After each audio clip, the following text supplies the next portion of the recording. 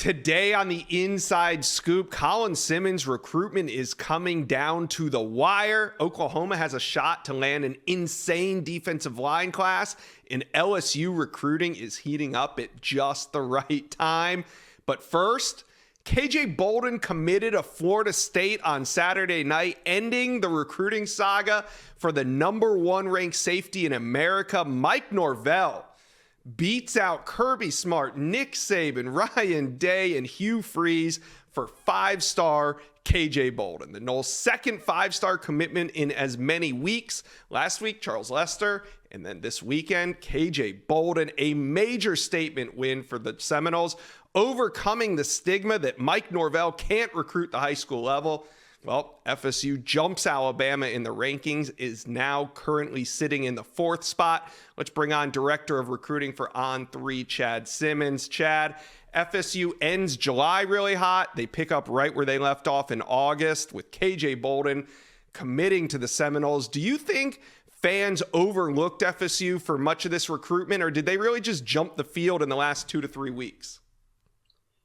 Well, I think they made a big push late for sure. I think the more consistent schools probably, Josh, early were Alabama, Georgia, and Ohio State. I think Clemson, too, was in there pretty early as well. But Florida State's always been there. Again, they were the first school to offer KJ Bolden, a month or so before his freshman season started at Buford High School. So they've been involved. He's been on campus multiple times. They just weren't talked about as much as the Georgias, Ohio States, even Bama's and Clemson until probably late spring, early summer. And again, that unofficial visit in June was key to kind of start that momentum that carried them to the finish line.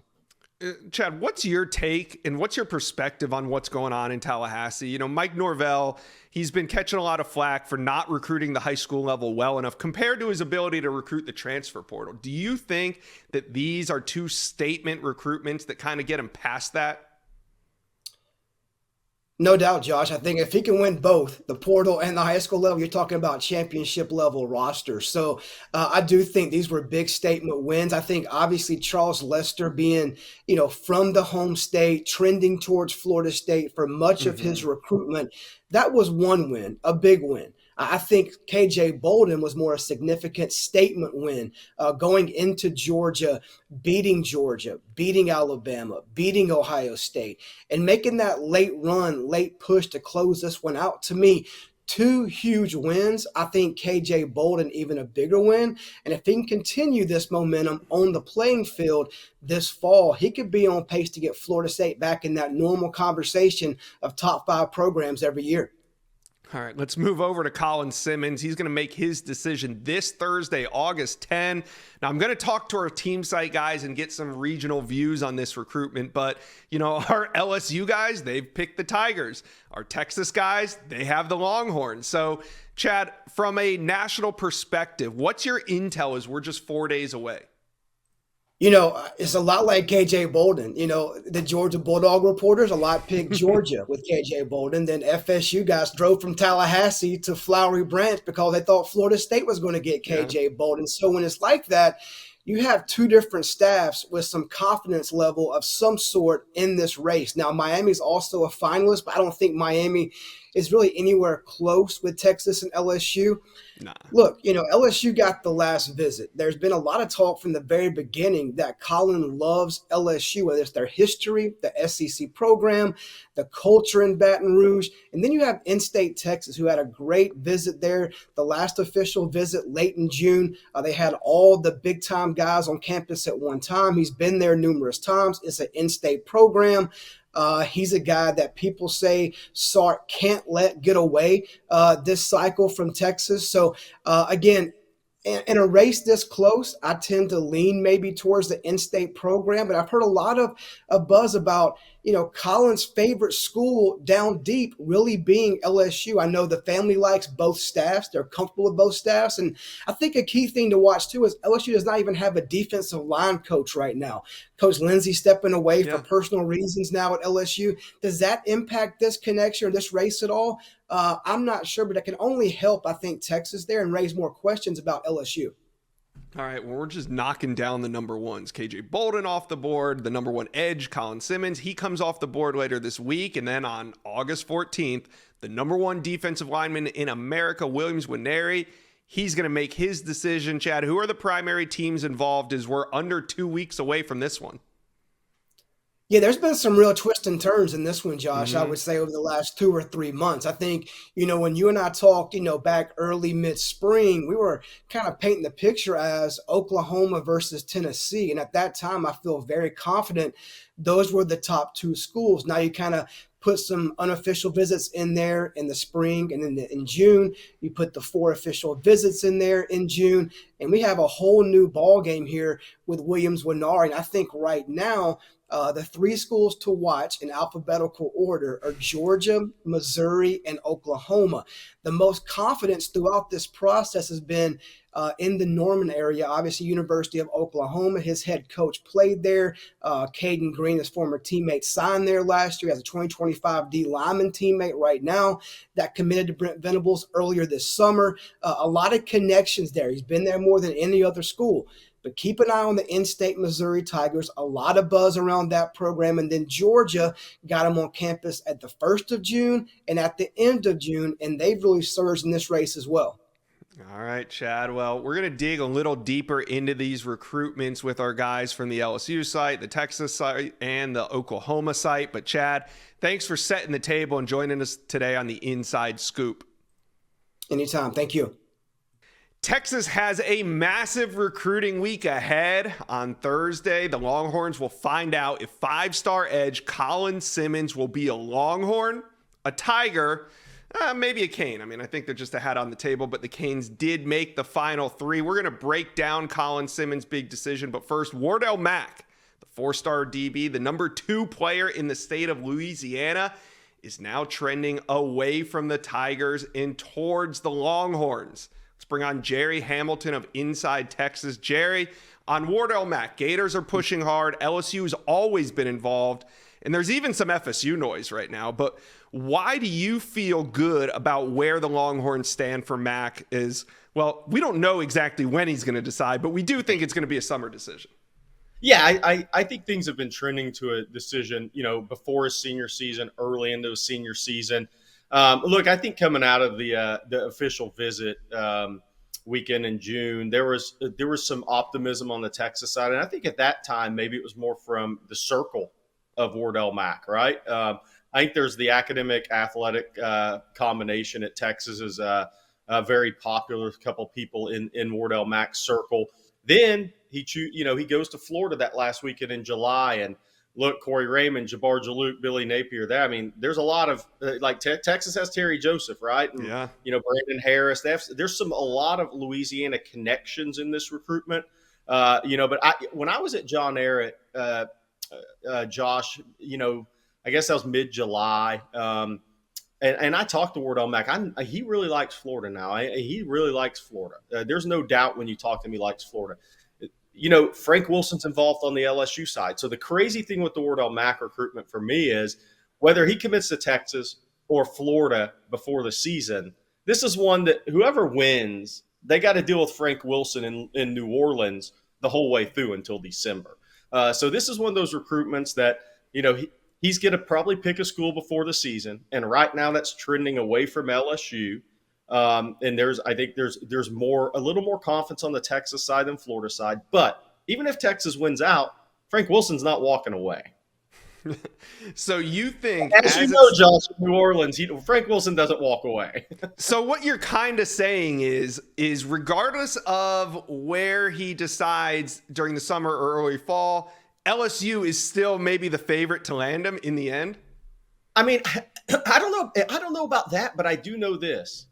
The LSU is not just going to let him go to a Texas or Florida, especially when you get – one, he's in New Orleans, right? That's the area for LSU. That is the area above all areas. And two, there's also competitiveness in these recruitments. I mean, Frank Wilson is friends with guys at Texas. Frank Wilson is friends with these guys at Florida. There gets to be a real competitiveness within these recruitments outside of the fans following where Wardell Mack's going. Yeah. All right. Let's get to it. Let's go to Ducanville, Texas, where 5-star edge Colin Simmons is almost set for a decision. We're about 4 days away. He's going to be deciding on Thursday. Now, you put your pick in for Texas coming off that June 23rd official visit. What was it coming out of that visit that caused you to put the pick in for Texas? Of all the prospects that weekend, there was about as much positive momentum with Colin as anyone. And that continued on here early in July and midway through July. And then, he was scheduled to visit Texas A&M July 28th night. That changed to LSU, and he did not go to Texas A&M. So that thing ends up right where we thought it was going to be. And Josh, you said Miami's a hat on the table. They're out, right? This is Texas LSU. It's a hat on the table. You're right. So then he goes to LSU that last week, and then that kind of brought back all those feelings he's had about LSU in the past. Obviously, we mentioned Frank Wilson earlier. He's very much in the picture for LSU in this recruitment. He's gotten involved for the Tigers, and that's when you know that it's a real recruitment, and maybe LSU felt like they had some ground to make up there on Texas. But look, Colin, coming out of that visit, of all the kids that visited Texas that weekend, there was as much positive chatter about Colin Simmons as there was anybody, and they've had a few commitments. Texas had a few commitments since that time. So what's your confidence right now in that pick as we're just 4 days away from a decision? I think what's interesting is there's a few recruits in every cycle that truly hold the cards, right? Yep. They know where they're going. They're in control of their recruitment and their decision. And I think Colin's one of those guys. And I think Colin Simmons has a very good idea of where he's going to go in 4 days. And I think he's the one right now that knows that. I don't know if you said put in an RPM today, I'm not sure I would. I mean, I might chill out for a day or two on this, right? And see what else we hear. But I think Colin knows where he's going, and I think he's the only one right now that knows where he's going. All right, so Texas fans that are sweating this one out right now, you're basically telling them that this week doesn't really matter in terms of new developments happening. You think that Colin Simmons entering this week already has his school picked out? Yeah, I think he has a good idea where he's going. I think you announce an August 10th date, and you're already moving towards that commitment date before your last visit. You have a pretty good idea what you're going to do. Now, as you know, Josh, all our years' experience, once you put out a date publicly, that amps up your recruitment. That amps up the pressure. That amps up both of those schools really going head-to-head, making those last runs. So it can leave a hint of doubt in your mind. But I don't think Colin Simmons picked his commitment date and decided, okay, this is when I'm doing this. And, yeah, it corresponds with before Ducanville's season getting going to block out all that noise as they go for a repeat. But you also have to know where you're going. What do you make of our boys, Shea Dixon and Billy Embody over at the Bengal Tiger, dropping those RPM picks for LSU coming out of that Bayou Splash weekend? So here's my thought is, I think both programs have confidence in Colin Simmons. And I think that's not a surprise in this recruitment. Like I said, there's very few recruits that hold all the cards, right? And they really do. And Colin's one of those few guys in every cycle. I think both coaching staffs have reason to feel confidence right now, but somebody's going to finish second. Somebody's got to finish second. And look, it's like this is one of those recruitments where a lot of people on the Texas side that cover Texas outside of just in our industry are hearing great things for Texas. LSU hearing great things for LSU. That's outside the On3 network. That's in our industry. That's what makes our jobs fun and also stressful at the same time. Yeah, and it's why people love to follow recruiting. You just never really know what's going to happen. So and Josh, from a Texas side, Josh, you're moving into the SEC. Yeah. I mean, Texas fans have to understand this is every year now. I mean, this is every year on guys you're battling for, whether in Texas, in Louisiana, in Georgia, in Florida. I mean, DeAndre Robinson was a tight recruitment all the way down, even though Texas felt good about it. Florida was feeling good about it in 24 hours before he announced too. That's the way these recruitments are going to go for the most part in the SEC. Yeah. All right. Let's move back to the state of Louisiana. We talked about the number 2 ranked player in the state. Now let's talk about the number 1 ranked player in the state, 5-star defensive lineman Dominick McKinley. Now, it looks like he might be leaving the state. What teams outside of LSU do you think are the biggest threat to land Dominick McKinley right now? I haven't heard anything that's changed on that, Josh. Coming out of the June official visits, it was Oklahoma, Texas, Texas, Oklahoma were the two. A&M was considered third from what I was told as far as the schools he visited in June. And so, look, I think it's an interesting recruitment because if Dominick leaves the state of Louisiana, he just wants to do something different. It's nothing against LSU. He just wants to go away and get a different experience. Right. Now, the question becomes there, if it comes down to a Texas, Oklahoma, if LSU's not going to be his destination, is Austin a little closer to family than Oklahoma is? And the mom has been in education for 24 years now. And I do know from talking to her and Dominick and his brother Darius at the Austin Bergstrom Airport after their official visit, the mom definitely mentioned the academic factor at Texas, and she's been a teacher for 24 years. So I think Texas has a little bit of that going for him in this recruitment. We'll see which way it goes. I know Dominick has a great relationship with Todd Bates at Oklahoma, but the question is, if he's going to leave Louisiana, if that becomes his decision, then is Texas being closer to home the actual decision maker there? All right. Are things still good with Texas and five-star cornerback Kobe Black?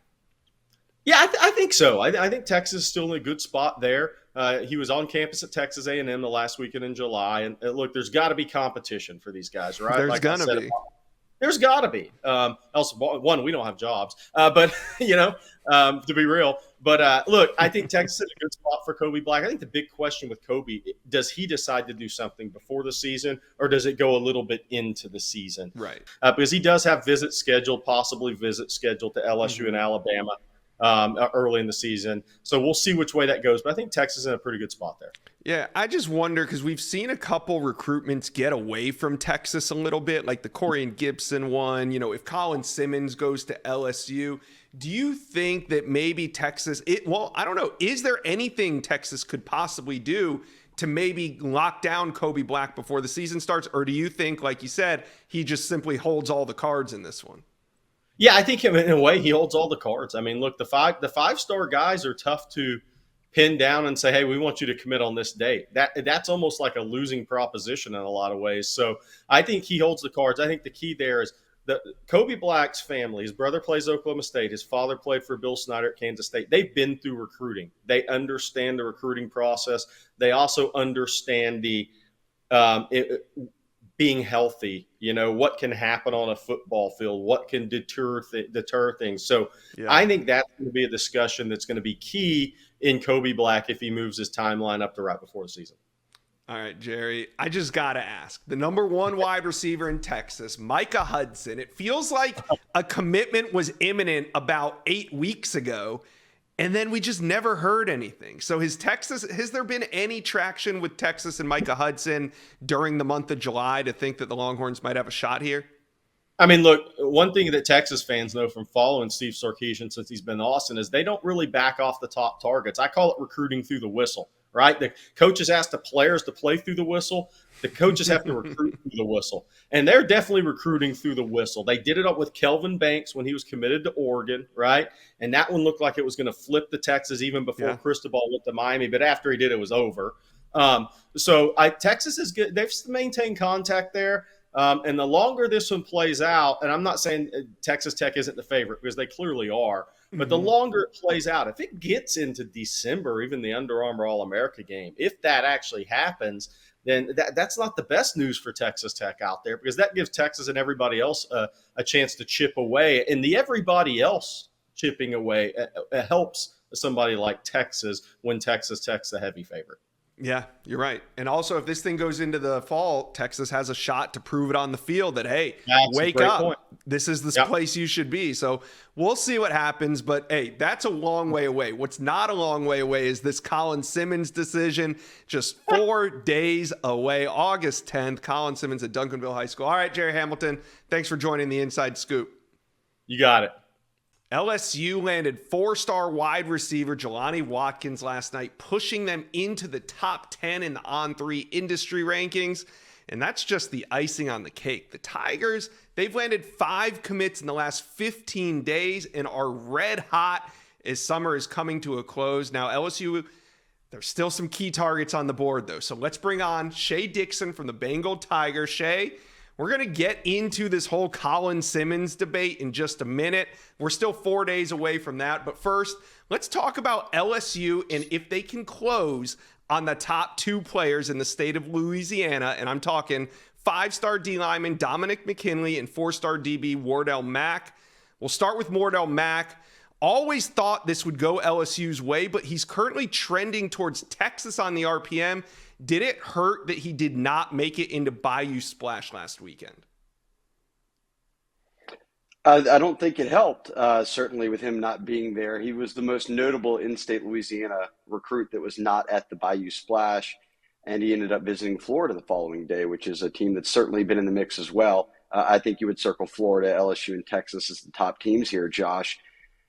I don't know if he's still going to shut it down before his senior season. He says he will, or at least he has said that in the past, but it'd be tough to pick. I would lean maybe Texas right now, but I know that, look, it's a long way to signing day. Even if a player announces right now, is it completely over with? There was some of that chatter yesterday, even with a guy like KJ Bolden. So I don't know which way this one is going to go today. Now, could that change in a few weeks? Sure. And will that change by signing day? Maybe even more so. I think Max is a recruitment that will play out all the way till December, even if he does give a verbal commitment to a school earlier than that. Yeah, it kind of does seem like that. It seems like if he does make a summer decision that this thing's going to go all the way to National Signing Day no matter what. So he's the number 2 ranked player in the state of Louisiana. And right now, currently, as it stands, LSU has landed 8 out of the top 10 in the state after last year missing on 6 out of the top 10. But right now, we're going to turn our attention to the number 1 defensive lineman in the state of Louisiana, 5-star Dominick McKinley. What's the latest intel on LSU's chances and where they stand in his recruitment? You know, LSU has made a really big push here lately, Josh. They did get him in for the Bayou Splash. That was big because this was a guy who went out of state for 4 official visits in the month of June. And for a 5-star, his recruitment really took off a lot later than a lot of other 5-stars. He picked up most of his offers this spring. So the recruiting process is still a bit fresh to him and his camp. That being said, they have sandwiched a lot into a handful of months here. And I think that LSU is finally able to really dig in here and make their pitch. The Bayou Splash, you would call probably their most successful visit yet with McKinley. And then that puts the pressure on Texas. It puts the pressure on Oklahoma, these other schools that are in the mix that got visits for him and that were riding some confidence coming out of those visits into the rest of the summer. So, yes, you mentioned it. A year ago during that transition period when Brian Kelly and them first got here, 6 of the top 10 guys in the state did leave, Arch Manning, that whole group. Now, in this cycle, we've already seen them, as you noted, lock up 80% of the top 10. But when the number 1 and 2 players remain uncommitted, the storyline continues. You want to be able to close with those guys. And the rankings are far from settled. But I do think the number 1 player in McKinley is a guy that I think LSU is starting to feel a good bit better on than maybe they were a month ago. All right. So we know that right now where these guys are trending. But let's talk 4 months from now. When it's all said and done, when the dust settles and signing day's over, who do you think is more likely to sign with LSU at this point? Wardell Mack or Dominick McKinley? Oh, that's a great question. I will go, base it on either. LSU has not lost a lot of Acadiana area kids, and certainly not kids from that Lafayette area. Now, New Iberia, Westgate has seen a couple of guys leave recently, one to Alabama and then Derek Williams last cycle to Texas. But LSU does have a commitment from Demarion Johnson right now out of Westgate, and they're on Jabori Antoine next year, one of the top corners in America, the number 2 corner on 3 right now. So they're getting their footing back there. Not that LSU doesn't have a great firm grip on New Orleans typically, especially with Frank Wilson on staff. I just haven't seen a lot of Lafayette area kids leave the state. So I'll lean McKinley, but just for that reason. Okay. Well, now let's head over to the state of Texas. It's time to talk about that Ducanville Duo. They are going to be making their decision this Thursday. I'm talking 4-star running back Caden Durham and 5-star plus edge Colin Simmons. Let's start with Caden Durham, the number 8 ranked running back in the country. LSU doesn't currently have a running back committed in the 24 class. Is Durham now the top target for LSU? It's always been this by design, really, for Frank Wilson. It was Durham or bust from the start. And LSU has a good amount of running backs on scholarship. That'll get them through this year.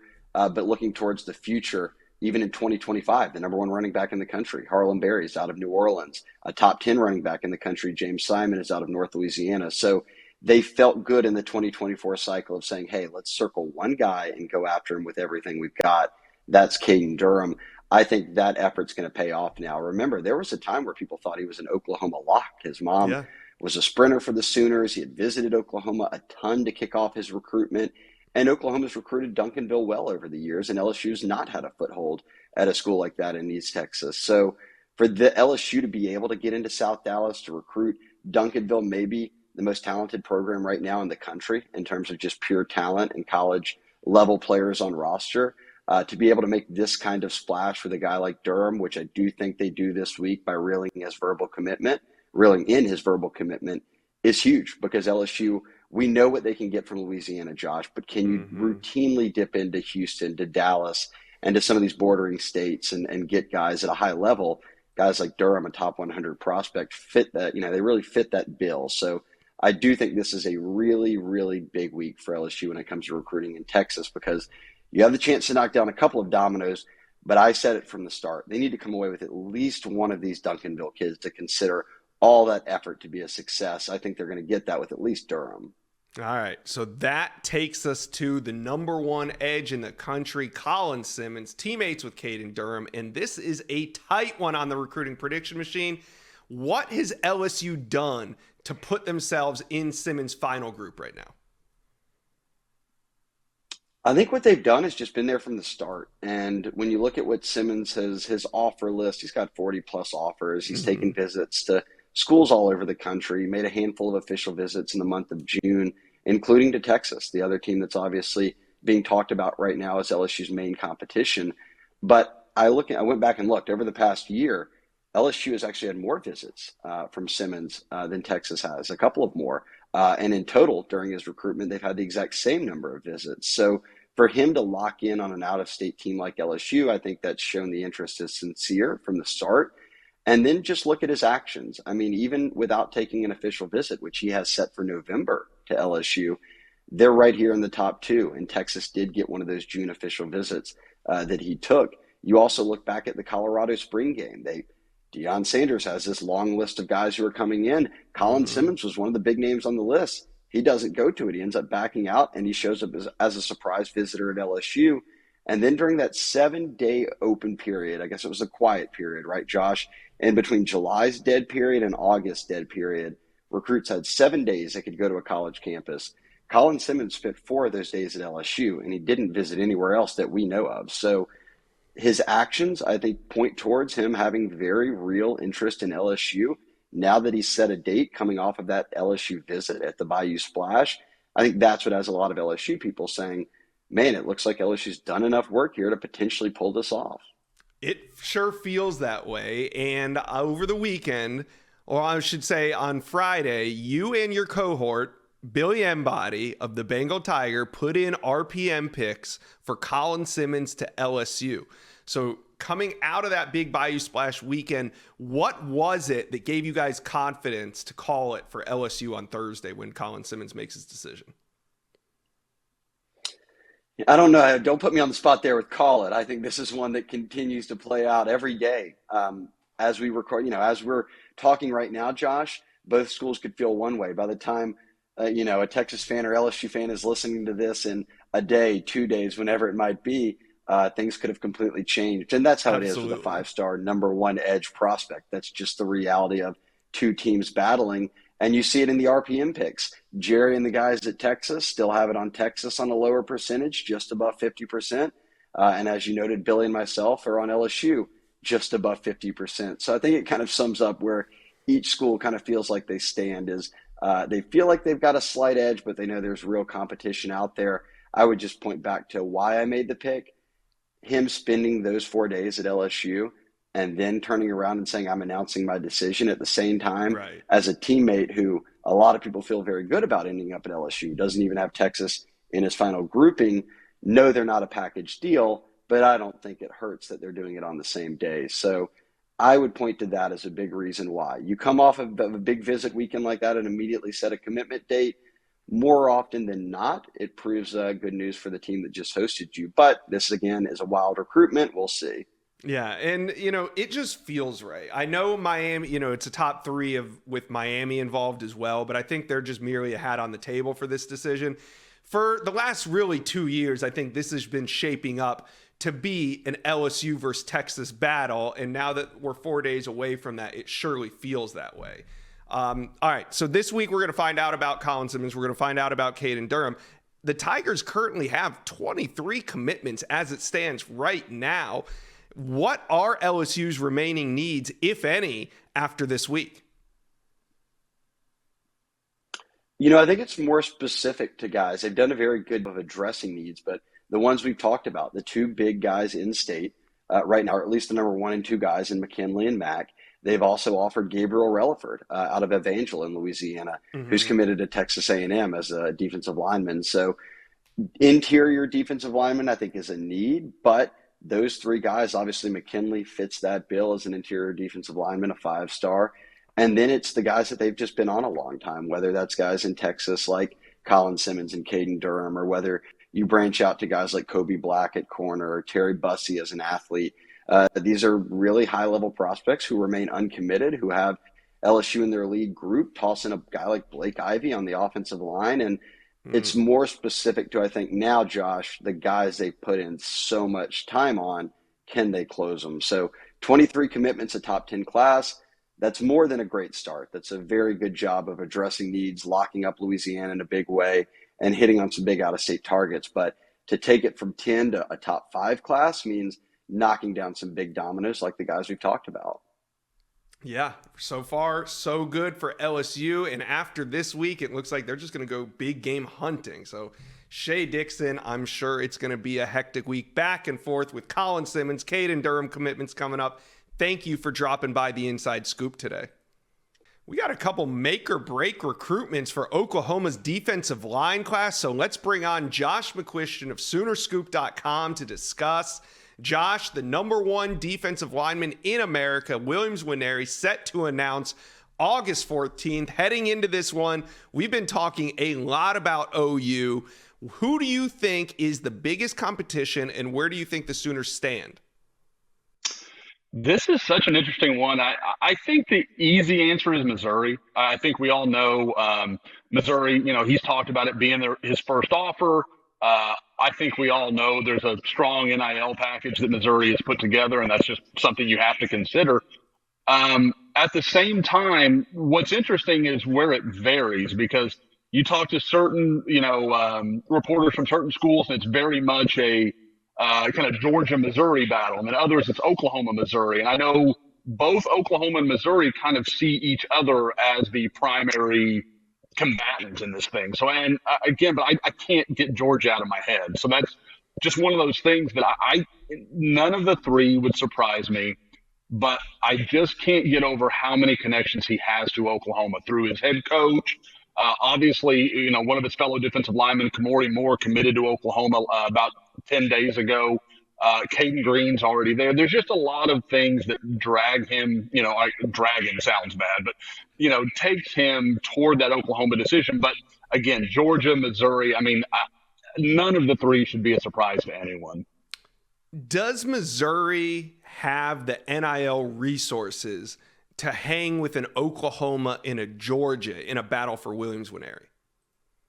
I don't think there's any question. The numbers I've heard, and you understand it. Eli Drinkwitz needs a shot in the arm, and this is perfect. You go land arguably the number 1 player in the country. It gives you a lot of ammunition. Now, from what I have gathered, Oklahoma has put together something pretty serious themselves. In the first year or 2, I thought OU was a little passive with NIL, and I know Brent Venables comes from that Dabo Swinney school of, that's not what we want to do. We don't want to operate that way.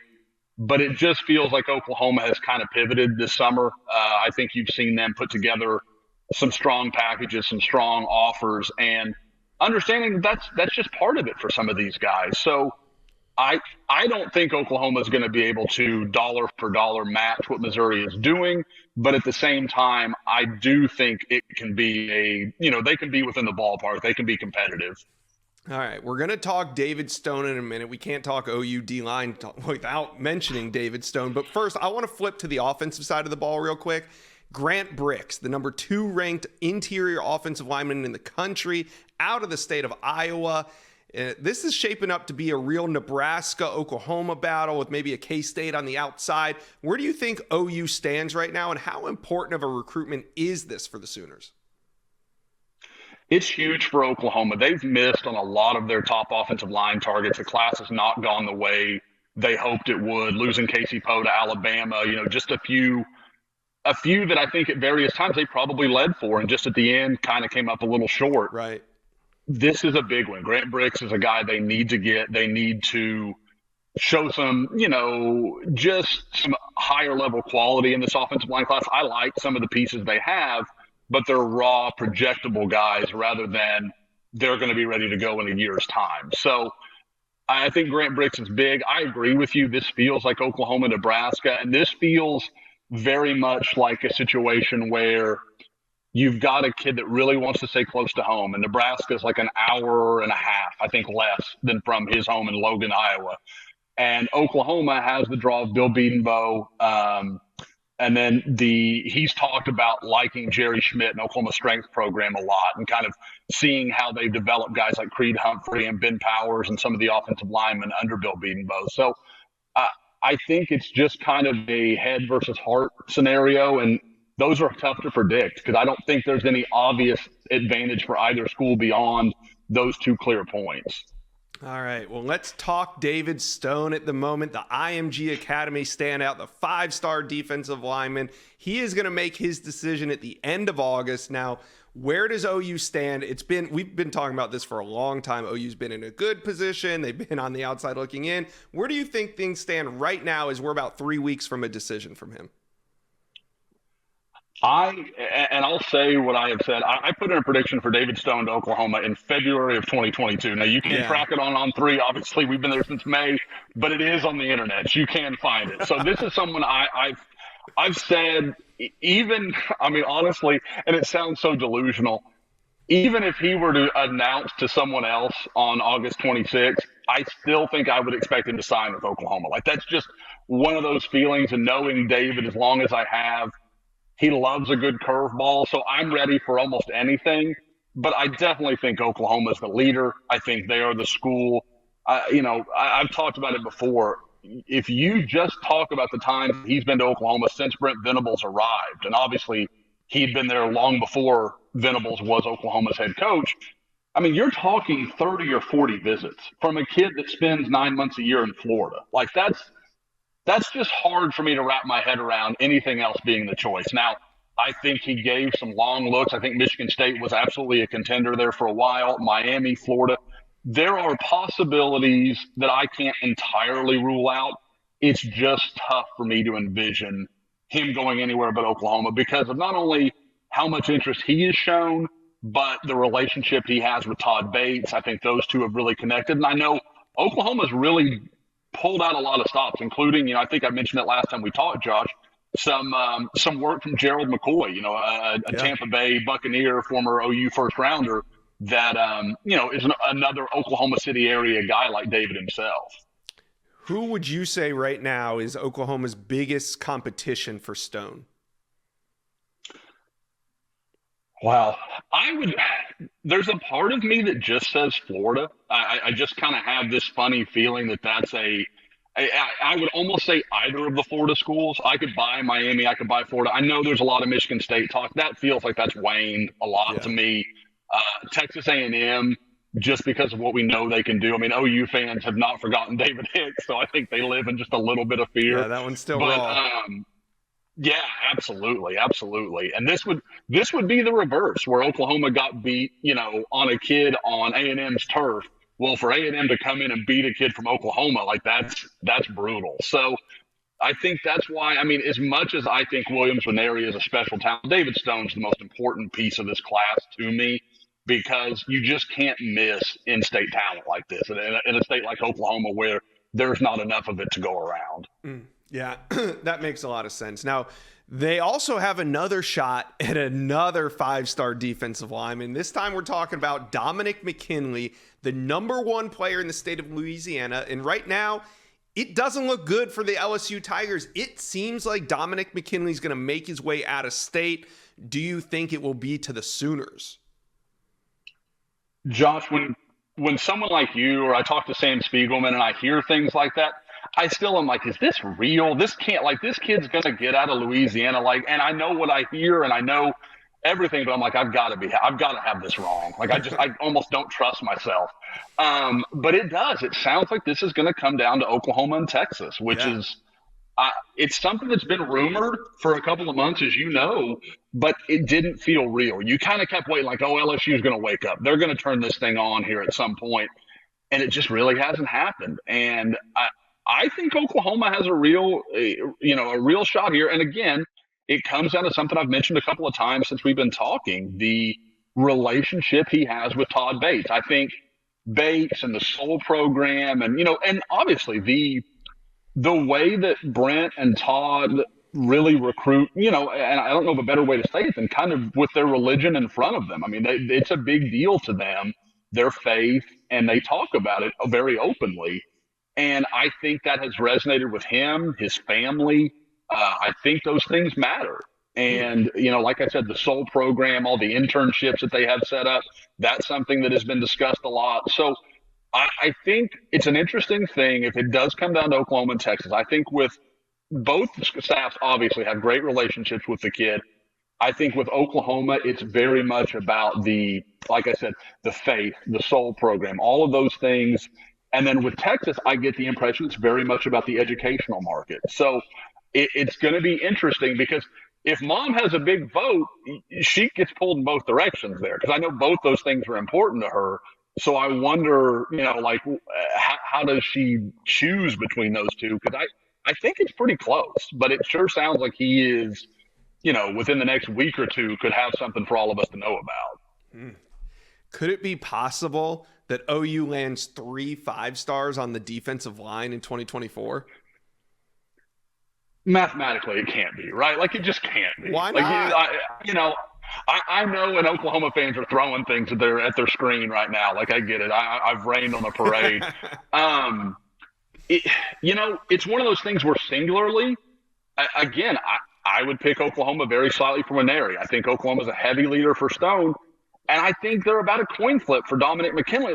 It's all possible, but you just kind of are like, this can't really happen, can it? And it just, to me, it's more than anything, it's staggering how quickly they've turned around the narrative on Oklahoma defensive line recruiting. Because, Josh, a year ago, you and I aren't having these conversations about anybody but David Stone. They're not in any of these chases under Alex Grinch and the previous staff. And, it wasn't for lack of trying. Those guys, it wouldn't have happened. So, again, they've done an awesome job developing relationships. And all 3 are possible.